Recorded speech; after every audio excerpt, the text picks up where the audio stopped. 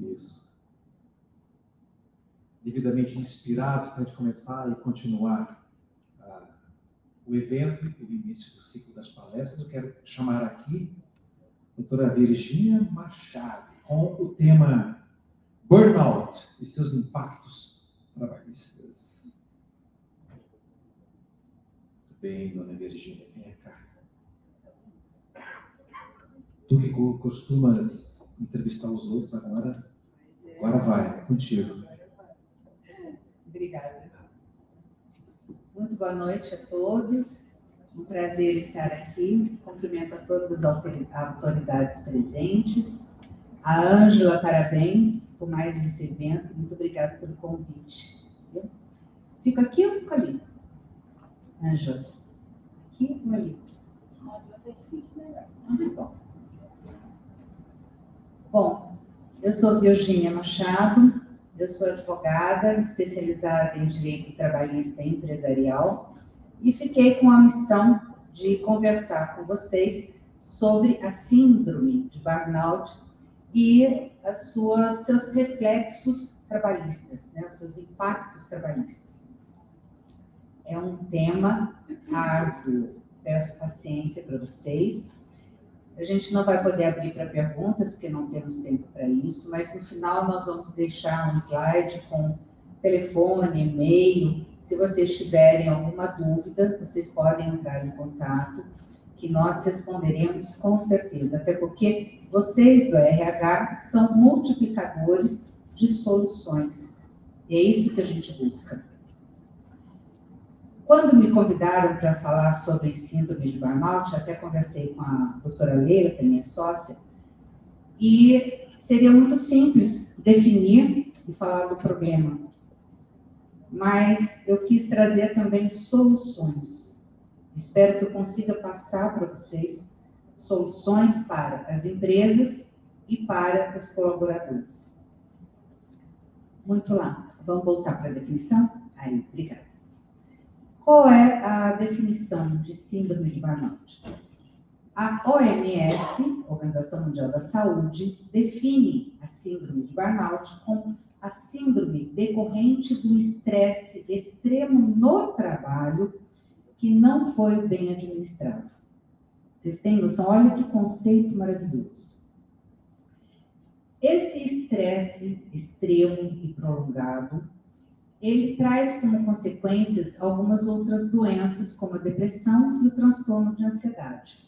Então, a gente pode definir a síndrome de burnout como o transtorno de ansiedade que traz consequências para a vida da pessoa em todas as searas e que é decorrente do trabalho. Lembra do conceito lá da OMS?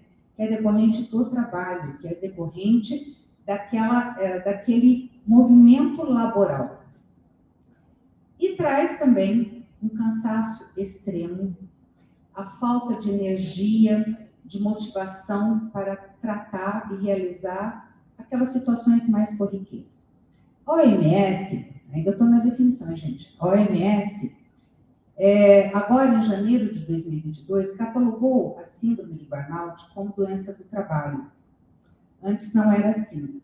O que aconteceu? Os tribunais aqui no Brasil, os tribunais trabalhistas, antes de janeiro de 2022, já faziam isso, já identificavam a síndrome de burnout como doença do trabalho e decidiam, porém, de forma muito tímida, apenas com condenações e indenização por danos morais. E define a síndrome de burnout como a síndrome do esgotamento profissional. Agora sim, por favor. Gente, as principais causas, vocês estão carecas de saber, mas eu tinha que colocar aqui, são até intuitivas, como não respeitar os horários de entrada e saída do trabalho, isolamento e falta de integração entre os metíveis, chefes abusivos, aumento da carga de trabalho sem recompensas claras, insegurança quanto à estabilidade no emprego e falta de clareza sobre os objetivos de equipe e empresa. Intuitivo, né? A gente sabe que se acontecer isso, a consequência pode ser a síndrome de burnout. 3 fases que vocês podem identificar, e vocês são o coração da empresa. Se vocês identificarem essas 3 fases, vocês conseguem seccionar. Isso é importante. A hiperprodutividade, aqui está errado, é junto, viu, gente? Eu sou virginiana, então dói. Hiperprodutividade. O que acontece nessa frase? O colaborador, ele produz em demasia com a perda do contato social e do autocuidado, definindo de forma rápida. A segunda fase é da agressividade. A pessoa fica com pavio curto, ela tem reações exageradas, ela tem até disfunções alimentares, ela tem insônia. E a terceira fase, que já é a da exaustão, a pessoa perde a capacidade de praticar e realizar aqueles atos normais do dia a dia, dentro e fora da família. Isso vai fazer com que a pessoa ela se sinta culpada, porque ela não consegue mais realizar aqueles atos que antes ela fazia. Isso traz situações autodestrutivas, com autodepreciação. Ela começa a se achar uma porcaria, ela começa a achar que ela não tem razão de estar mais ali. E aí vem o medo. Ela tem medo de perder o emprego, ela tem medo do julgamento dos colegas. Tudo isso é exaustão extrema. Por favor. Os prejuízos para a empresa. Estatisticamente, 30% dos empregados no Brasil têm ou já tiveram a síndrome de burnout. Condenações mais expressivas pela Justiça do Trabalho. Gente, isso aqui é importante, isso aqui acaba com uma empresa. As condenações, elas eram em dano moral. Hoje, vocês vão ver que é em dano moral, mas também dano material. E o valor das condenações, com certeza, vai subir. Por quê? Porque todos nós operadores do direito, e vocês que trabalham com gente, vocês que são o coração da empresa, vocês têm a obrigação de fazer prevenção, estrategicamente prevenção. O nexo causal, sendo doença do trabalho, é agora a obrigação da empresa. A empresa que tem que provar que aqueles sintomas do colaborador não são decorrentes daquele, do trabalho, né? Daquele ambiente local. Afastamento remunerado por 15 dias, ou seja, ele vai ficar afastado, a empresa paga os 15 dias. Recolhimento da FGTS em caso de, a partir do 15º dia, esse colaborador com sintomas da síndrome de burnout, ele vai receber o auxílio doença acidentário. E aí, a empresa tem a obrigação de recolher a FGTS. Se não fosse auxílio doença acidentário, se fosse comum, a empresa não precisava recolher o FGTS. Quando ele retorna ao trabalho, ele vai ter estabilidade de 12 meses, ou seja, ele não pode ser dispensado, salvo no caso de justa causa comprovada. Todo mundo acha que a estabilidade é absoluta. Não é. Pode sim ser dispensado da estabilidade, porém, com justa causa comprovada. A empresa tem que emitir a CAT, sob pena de multa que vai de 1.045 a 6.101. Indenização por danos materiais. Aqui que vem a pegada. Se o funcionário tem 40 anos e ele fica inapto para o trabalho, ele não consegue retornar ao trabalho por causa da síndrome de burnout, o juiz pode condenar a empresa a pagar para ele uma pensão mensal vitalícia. Se ele tem 40 anos e o juiz determina que ele tem que receber até os 80 anos, ele vai receber, e determina que seja uma parcela única, ele vai receber 40 anos de trabalho do salário dele com todos os acréscimos, de uma vez. Isso acaba com o caixa de uma empresa. Então, tem que tomar cuidado. Doença do trabalho é doença do trabalho. Tem que ser observada e analisada com carinho. E mais a condenação por dano moral. Ok? Então, dano material, mais dano moral. Então, vocês do RH têm a oportunidade de estar brincando tudo isso. Ok? Como? De mãos dadas com um jurídico preventivo. Agora eu vou puxar a sardinha para o meu lado, certo? Por favor. Vamos falar aqui de casos concretos. Férias não concedidas por anos. O TRT2 condenou uma empresa em agosto do ano passado porque uma colaboradora teve exaustão emocional e desdobramento para crise do pânico, porque ela não tirava férias há anos. Então, isso seria perfeitamente evitável. Vocês concordam? Assédio moral com metas rigorosas. Aí o TRT4 condenou isso, olha só, antes da OMS declarar como doença do trabalho. Lá no ano passado, e o TRT4, no ano de 2020, lá em agosto, condenou a empresa a R$40 mil de danos morais a um colaborador, porque o chefe, ele determinava uma meta diária. Se não fosse cumprida aquela meta, agregavam no dia seguinte. Olha que legal. Então, houve um esgotamento, né, devido ao excesso de trabalho. Então, houve essa condenação. Tudo isso, como eu falei, poderia ser evitado. Eu vou explicar para vocês como evitar, tá? A gente não vai dar só problema, não. A gente vai dar solução também. E o home office, que a gente entende que vai ser o grande vilão daqui para frente, porque o home office dá a impressão que o colaborador ele está à disposição da empresa o tempo todo, porque e-mail e mensagem de WhatsApp está ali na palma da mão. E isso pode trazer, sim, uma rotina excessiva de trabalho se não houver o controle da jornada de forma correta. Por favor. Soluções para a empresa. Aqui que vocês entram. O RH, como eu falei, é o coração da empresa. Se ele anda de mãos dadas com o jurídico preventivo e estratégico, ele consegue prevenir muitas situações. Pesquisa de clima. Vocês devem saber muito bem o que é isso. Na pesquisa de clima, você consegue, junto com a RH, com o jurídico, você elabora alguns questionários para os funcionários, perguntas bem elaboradas pelo jurídico. Isso vai ser feito de prova depois, no eventual processo trabalhista, onde você vai buscar como é que está aquele ambiente de trabalho na visão dele. E eles colaboram, por incrível que pareça. Eles colaboram, eles dão sugestões e eles fazem reclamações. Então, a pesquisa de clima é muito interessante e eu gostaria que vocês considerassem isso aí na empresa de vocês. Reuniões frequentes dos líderes do RH, do jurídico, da diretoria. Por quê? Primeiro que o RH tem dúvidas jurídicas, não são advogados. Ou, se são advogados, não atuam como nós atuamos frequentemente, então não conseguem acompanhar tudo.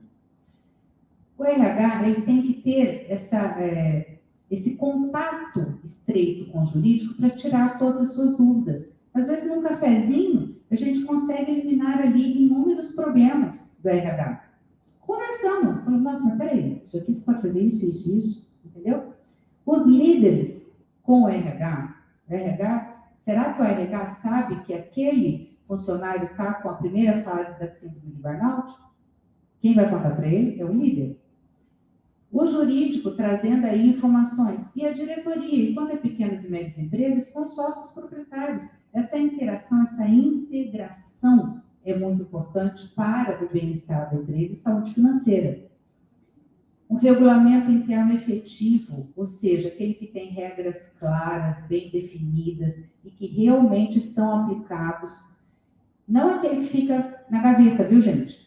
Mas um regulamento interno que realmente funcione, ele traz a saúde para o ambiente de trabalho. E tudo isso, quando a gente fazendo tudo isso, a gente faz o quê? Gestão de riscos. A gente evita as condenações, a gente traz saúde financeira para a empresa, a gente evita que ela perca dinheiro em condenações, em multas, inclusive do Ministério Público do Trabalho, né? Então, tudo isso aqui é interessante e faz a gestão de riscos da empresa. E o RH, eu repito, de mãos dadas com o jurídico, preventivo e estratégico. O jurídico não é só para apagar incêndio, não é só para resolver o problema da ação condenatória, é para prevenir. É isso que a gente quer. Por favor. Agora, vem as soluções para os colaboradores. Gente, veja bem, nós precisamos identificar que a empresa, ela tem um capital que é o mais valioso, que é o seu pessoal. A empresa, na verdade, a pessoa jurídica, é uma ficção jurídica. Por trás dessa empresa existem pessoas de carne e osso, que pensam, sentem, falam, e pessoas diferentes. O ser humano é um ser extremamente complexo. Então, eu vou contar uma historinha para vocês assim, muito rápido. 2 amigas foram para Portugal e elas foram na mesma excursão, na mesma viagem, ficaram no mesmo hotel, inclusive no mesmo quarto, foram nos mesmos locais, passearam com o mesmo guia. Uma delas voltou amando Portugal. Gostou da gastronomia, gostou dos lugares, gostou dos passeios, da gente, do povo e quer voltar. A outra voltou odiando Portugal. Diz que nunca mais volta para lá. Isso é história de PNL, né? Acho que você já deve conhecer. Por quê? Porque as duas tiveram percepções diferentes sobre o que acontecia dentro delas, acontecia no mundo e com as pessoas à sua volta. Então, quando você foca no problema, você vai ter problema. Quando você foca na solução, você encontra a solução. Tem chefe mais chato do que aquele que vai para a reunião focando só no problema? Não tem, né? Você tem que resolver, você tem que solucionar. Não sei se é porque eu sou advogado, mas a gente busca solução para tudo. Todo mundo deve ser assim, né? Mas não é, as pessoas são diferentes. O líder, um bom líder, ele acolhe e direciona as pessoas de forma firme, mas ele também busca ter autoconhecimento, ele busca ter inteligência emocional, ele busca conhecer os seus liderados, porque ele tem que respeitar a individualidade de cada um. E as personalidades são diferentes. Gente, vocês vão ver aqui, que a gente vai catalogar algumas de forma muito rápida, mas a personalidade, ela tem uma alta carga genética. Antigamente, achavam que a criança nascia com uma folha em branco e que o meio moldava essa criança. Mas isso não é verdade, né? Os cientistas já identificaram que a personalidade tem uma carga genética muito alta. O meio vai também moldar. Mas quem nasce extrovertido nunca vai ser introvertido. Do contrário, é verdadeiro. Pode até chegar no meio, né? Tem um gradiente entre uma e outra, mas nunca vai chegar no outro extremo. Isso é da pessoa, nasceu com ela. Por favor. Então, vamos lá. A extroversão. Extrovertida é aquela pessoa, né, gregária, fala com todo mundo, e ela fala com estranhos, ela tem facilidade para lidar com múltiplos eventos, várias situações ao mesmo tempo. Ela não tem problema nenhum de socializar e interagir. Pelo contrário, ela recarrega as energias dela dessa forma.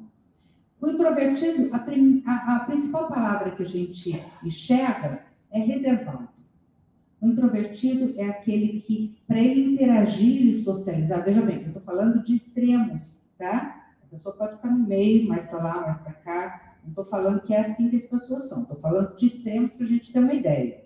Então, o introvertido, ele vai usar muita energia, vai ter que gastar muita energia para socializar. E como é que ele recarrega as energias dele? Ficando quieto, em silêncio, em casa, lendo. Quem tem o traço de personalidade voltado para a originalidade é aquela pessoa criativa. Ela é criativa nos projetos pessoais, nos projetos profissionais, ela é curiosa, ela é estudiosa, intelectualizada. É uma pessoa que está aberta a mudanças. O tradicional, na verdade, ele é muito mais linear nos seus projetos pessoais e profissionais. Ele é mais prático, mais objetivo, mais pragmático. Então, ele vai ter uma visão dele do mundo e das coisas de uma forma muito mais tradicional. Quem é consciencioso é aquela pessoa diligente. Ela é uma pessoa que ela é organizada, ela sabe fazer tudo certo na hora certa com competência. Então, ela é industriosa, é uma pessoa que vale a pena ter na equipe. Ela tem outros problemas, tá? Estou falando só de algumas situações. E o despreocupado, por sua vez, é aquele desorganizado, né? Por exemplo, o consciencioso, ele tem facilidade para brecar os seus desejos imediatos em prol de um benefício futuro. O despreocupado, não. Ele age por impulso. Eu tenho que estudar, mas eu estou a fim de assistir a série do Netflix, eu assisto a série do Netflix. Estudar, talvez. Então, esse é o despreocupado. Quem tem estabilidade emocional é aquele que sempre tem ali o equilíbrio entre o negativo e o positivo. Então, a pessoa, ela é uma boa, ela resolve muito bem os conflitos. O negativo não tem tanto peso na vida dela. Ao contrário do neuroticismo, que nada tem a ver com neurótico, ok? Neuroticismo é um traço de personalidade onde a pessoa enxerga tudo negativo. Tudo vai dar errado. Vocês conhecem a gente assim? A nossa mocinha de Portugal, a nossa amiga de Portugal? Tudo tem errado. O negativo tem um peso muito grande, um valor muito grande na vida dele. Acontecem 50 coisas boas, uma ruim, acontece, pronto, acabou o resto tudo. É bom trabalhar no financeiro, viu, gente? Aqueles que têm traço forte de neuroticismo, geralmente vão para o financeiro. Amabilidade, a pessoa amável, gentil, cortês, aquela pessoa que ela é modesta, ela não se impõe. Sabe gente boa? Sabe aquela pessoa gente boa? Do outro lado, o combativo. Combativo é aquele que não tem problema nenhum em impor as suas ideias, os seus desejos, as suas vontades, adora entrar em conflito, combate com ele mesmo. Normalmente são pessoas mais agressivas, bom para venda, né? São pessoas mais agressivas que, se bem controladas, elas deixam de ser críticas, ranzinzas e difíceis. Mas é um traço interessante para alguns setores da empresa. Por favor. Quando a gente fala de ansiedade e as soluções, o que é ansiedade? Ansiedade é um processo afetivo que traz a sensação na pessoa de que tudo vai dar errado. Então, o transtorno de ansiedade faz isso com a pessoa. Ela começa a achar que tudo vai dar errado. E se transforma num outro processo afetivo, que é medo. Então, a pessoa ansiosa, ela acha que tudo vai estar errado. Ela, por conta disso, fica mais distraída. Ela não consegue fazer as coisas que ela fazia normalmente. Olha aí, alguns sintomas da síndrome de burnout. Nós estamos dissecando ela. E como ela não consegue mais fazer as coisas de antigamente como fazia, ela começa a ficar com medo de perder o emprego, começa a ficar com medo do julgamento dos colegas, começa a se autodepreciar. E olha, o medo traz o quê? Mais ansiedade. É um ciclo vicioso. Daqui a pouco essa pessoa explode. Vira aí uma panela de pressão. E o que é importante para acabar com a ansiedade? Tomar decisões. Gente, o nosso cérebro é uma máquina biocomputacional de redução de incertezas. Tudo que é incerto traz ansiedade e medo. E o que é que faz o comportamento da pessoa mudar? Tomar decisões. Só tomando decisões você muda o comportamento da ansiedade, do medo e dessa insegurança e dessa situação de futuro que a pessoa não sabe o que vai acontecer. Só tomando decisões.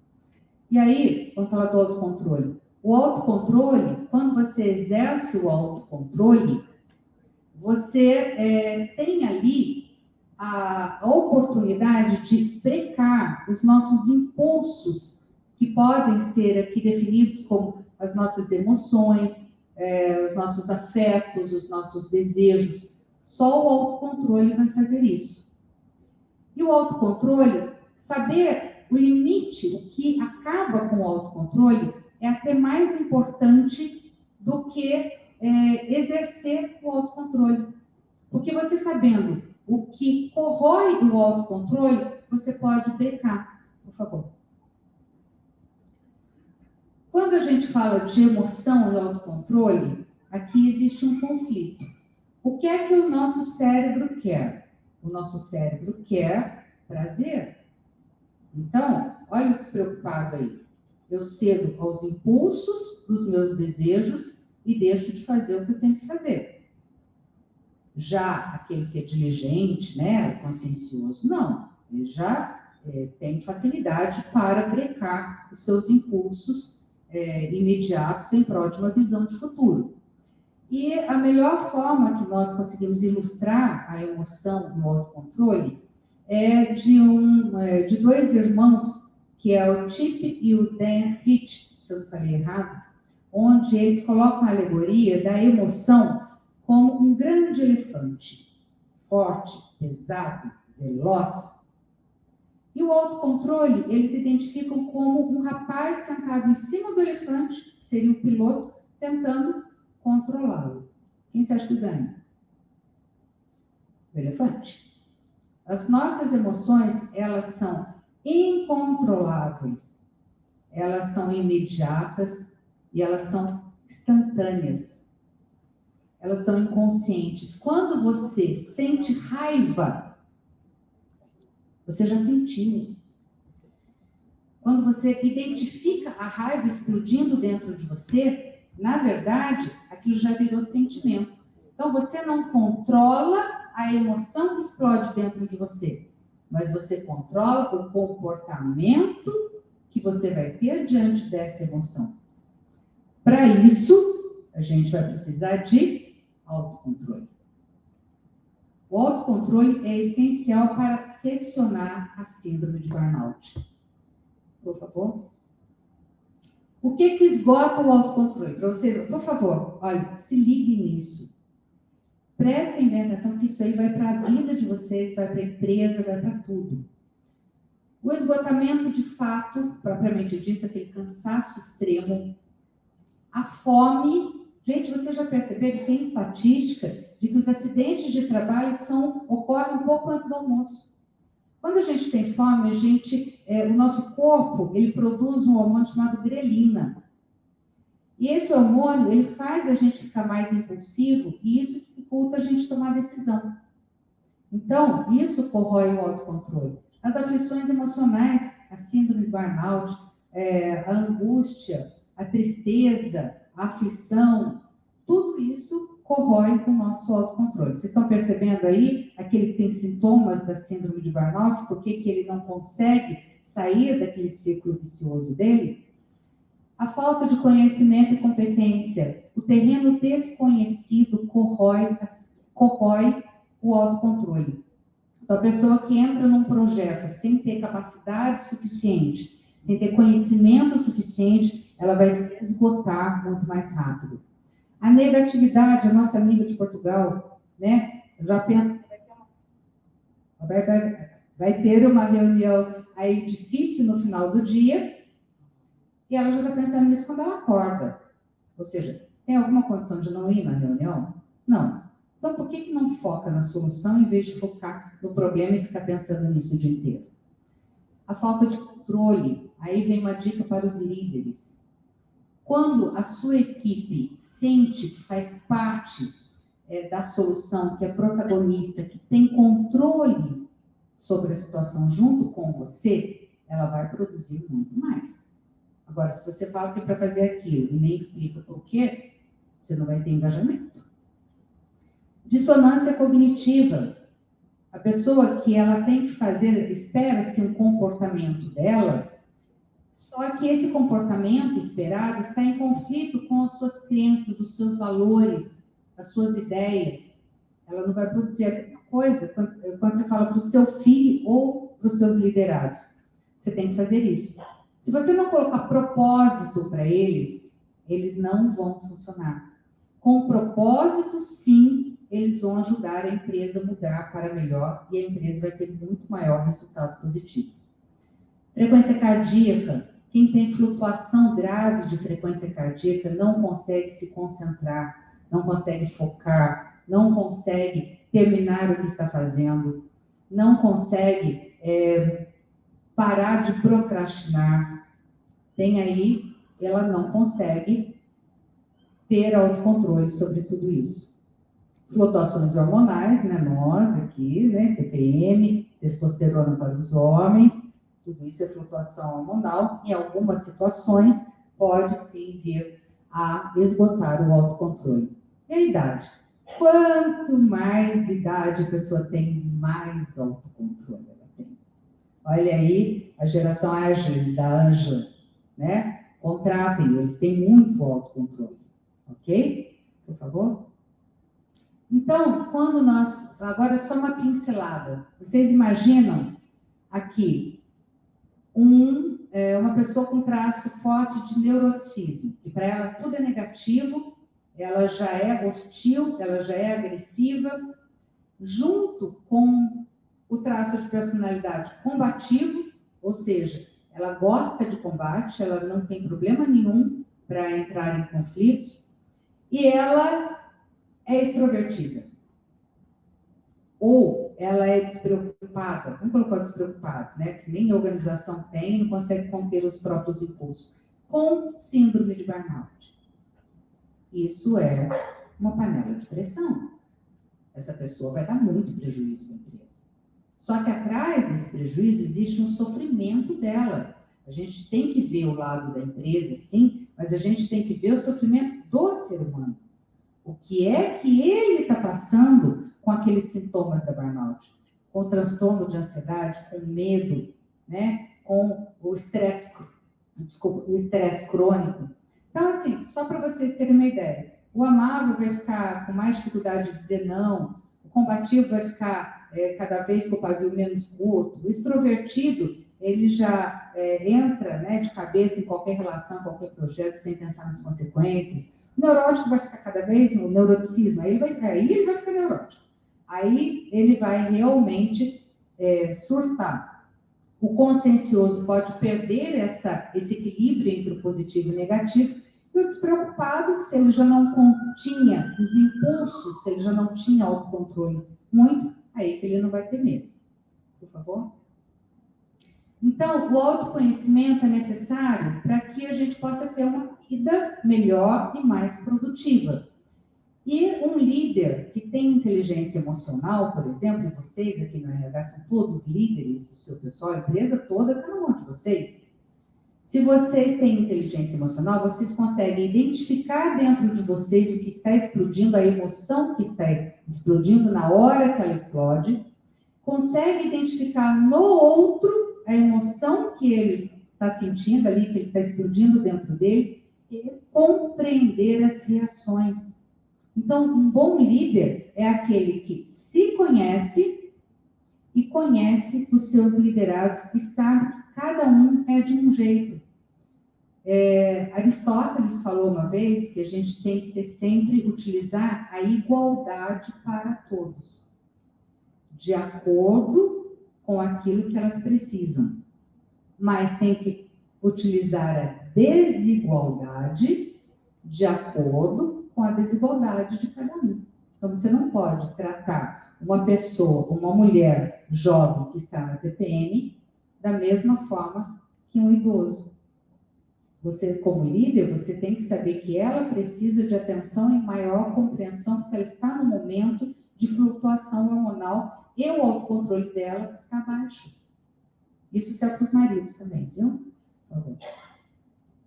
Então, quando o líder tem uma noção de personalidade, tem autoconhecimento e tem inteligência emocional, gente, é a oitava maravilha do mundo.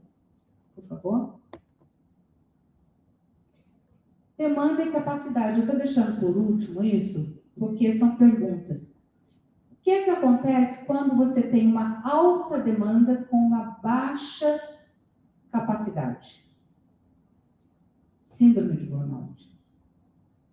Você vai ter depressão, você vai ter desânimo, você vai ter frustração. Você acaba com uma pessoa. quando você traz uma demanda que ela não tem capacidade para tocá-la. Quando você tem uma baixa demanda para alta capacidade, a pessoa vai ter o quê? Tédio. Ela vai ter frustração, vai ficar desanimada e pode ter síndrome também de burnout. Por favor. Agora, quando é que a pessoa entra em flow? Quando a demanda é proporcional à capacidade.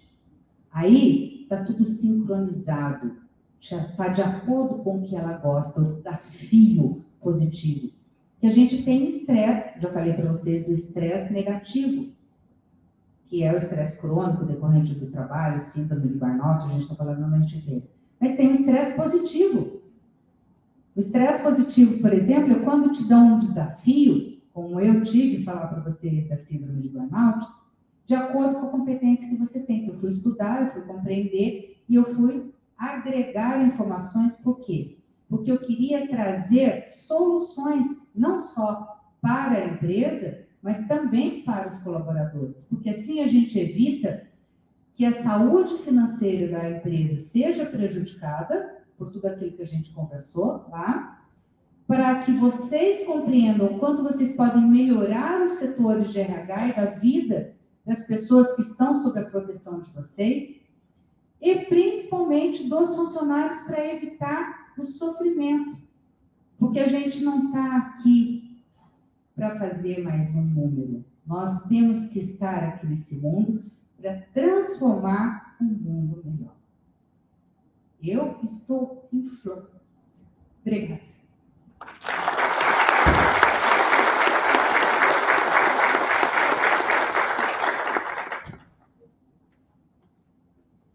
Mais alguns passos aqui, mas antes de... Por favor, volte aqui um pouquinho. Oh, tem uma pergunta para lhe fazer. Vou perder essa chance ou não?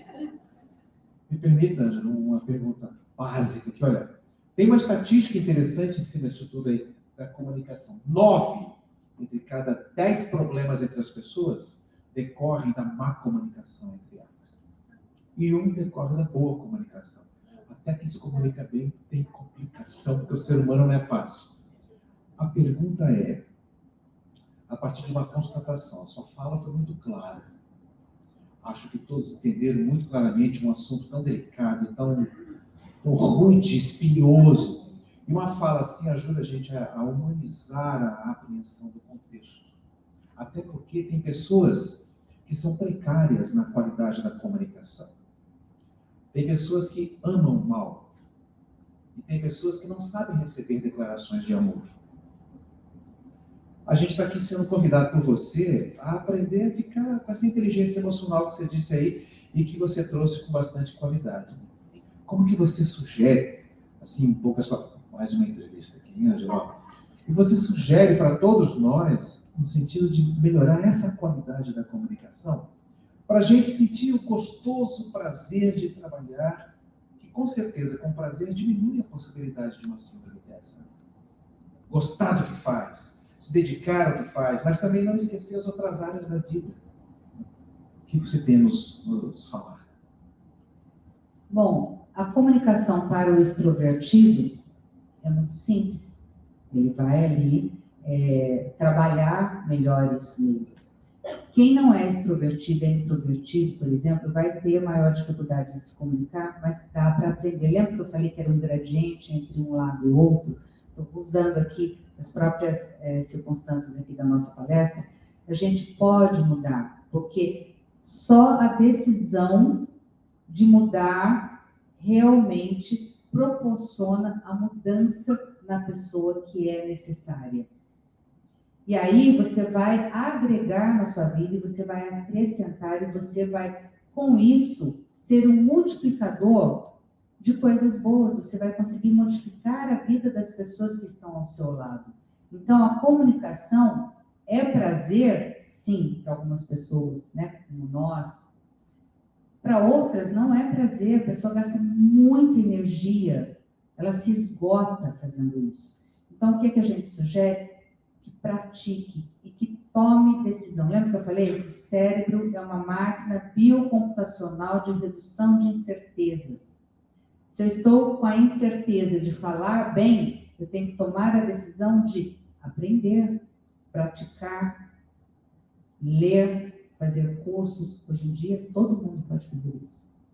E ouvir é muito importante. A escuta ativa, tão precária hoje em dia, né? Alguém vem falar com a gente, né, Branches?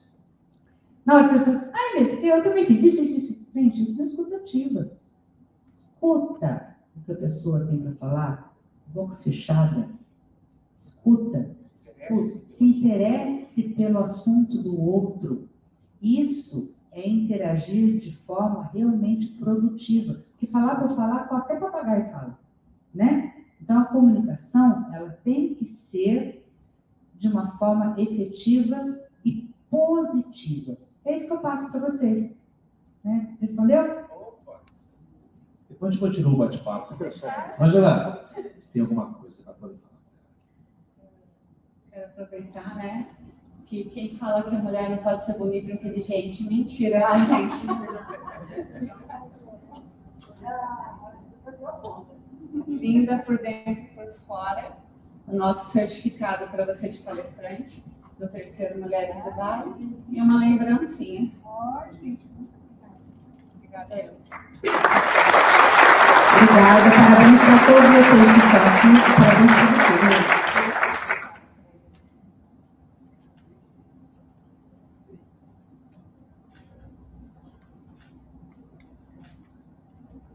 Gente, como eu falei, aquele último slide que tem o telefone e o e-mail, acho que não foi. Isso, olha. Qualquer dúvida que vocês tenham, viu, gente? É só entrar em contato, passar um e-mail, um WhatsApp. A gente vai ter o maior prazer em ajudar, porque essa é a nossa proposta mesmo. A nossa proposta é agregar, compartilhar, aprender junto e estar realmente trazendo circunstâncias aí positivas para a vida de vocês, seja no trabalho ou em casa. Obrigada. Antes de darmos sequência, então, à apresentação da Branches, eu preciso retificar, né, e